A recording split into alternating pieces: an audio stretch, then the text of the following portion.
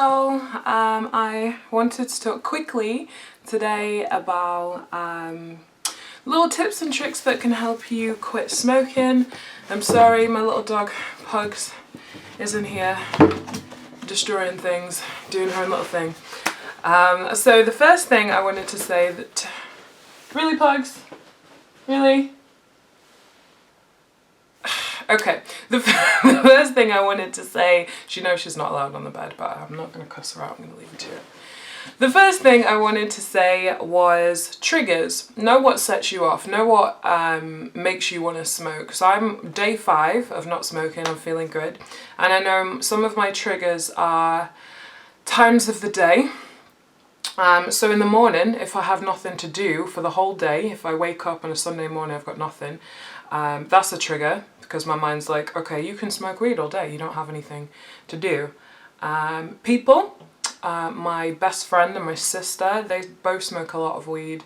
And when I see them, I always think, oh, they'll have weed, I can smoke weed with them. Another trigger is emotions. I would say that's the biggest trigger. Feeling stressed or anxious or angry or even happy or excited. A lot of these things can make you want to smoke. So I would say in terms of the emotions, when you feel stressed or angry and you feel like you want to smoke, a good way to target that is to change the emotion, to focus on changing the emotion first. So instead of using smoking to change the emotion, use something else. Now one I like to use is music. So if I'm feeling really sad or really kind of bummed out and I'm like, oh, I wanna spliff so I feel better, I always put on Earth, Wind and Fire, because you cannot listen to Earth, Wind and Fire and feel miserable. Like, I'll be like, oh, so Boogie Wonderland. Like, you can't do it. It doesn't happen. The other thing that always changes my emotions is meditation. So if you're feeling, you're feeling a negative emotion or even a positive emotion that makes you want to smoke, do 10-15 minutes of meditation and that will change your emotions very quickly. In terms of people who are triggers, unfortunately, I think the only way to resolve this is to avoid those people. Now, if this is maybe a friendship circle, that can be quite difficult. Like, I know especially for me, most of my friends smoke weed, so I've had to get rid of practically all of my friends. And when you're going through something as difficult as giving up smoking or giving up smoking weed, that is when you need friends. So that has been really difficult, but it's not forever. And my sister as well, I've had to stop seeing my sister. I'm doing 30 days without my little sister. Yeah, just having a break. So I don't think you need to outrightly say, I'm never going to see you again because you're smoking, but I think you need to sit down and talk to the person and just say, look, I'm really struggling and this has nothing to do with you. This is, it's all because I'm trying to quit smoking and I cannot control myself in your presence. It has nothing to do with, our friendship or the way you behave. So if you could just give me some time, and at the end of that time period we can come back together and see how I deal with it. I think that's the best way. So you don't have to outrightly cut them off, but have a little break.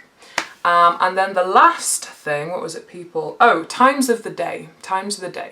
So if you wake up in the morning, you've got nothing to do and you want to wake and bake, or it might get to the evening, you're feeling tired and you just want to relax. That was another big trigger for me. Anytime I felt like I wanted to relax, or I'd just come back from the gym, or I'd just done something really stressful and I'm like, not necessarily stressful, but something that made me tired, I would want to smoke. Now that one's quite tricky. But if it's the evening and you want to smoke because you want to relax and you're tired, try not to. Try to just go straight to sleep. Just go straight to sleep and say, if I still feel like this in the morning, I will deal with it then. If it's the morning and you're thinking, oh, I've got a whole day to myself, I could just wake and bake. A good way to avoid this, I find, is to play out the scenario of what would happen if you did smoke. So today's Sunday, I've got to go to the gym, I've got to go to an NA meeting, I've got to walk this little moody thing, I've got to make Sunday dinner, I've got to clean the flat, I've got a lot of stuff I need to do. Now if I went and smoked weed now, I would struggle to go to the gym. I would have no I wouldn't go to the NA meeting because I'd be high, and you can't go into an NA meeting high. That's just disrespectful.